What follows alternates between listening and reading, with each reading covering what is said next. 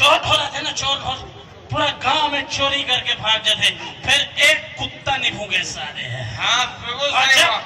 जब हमारे जैसे शरीफ आदमी, ईमानदार आदमी जब गली से गुजर रहे ना, तबे भूखते साले। अरे भूखते छे,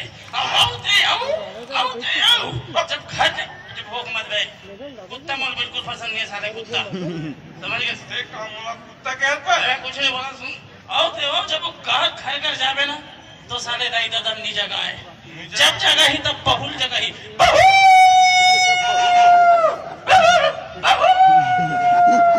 और साले द्वारा मोहल्ला में झटका बहू है ना, सब महिला कमांडो का समझते हम दर्शक पर होकर बहुल रहे ना भाई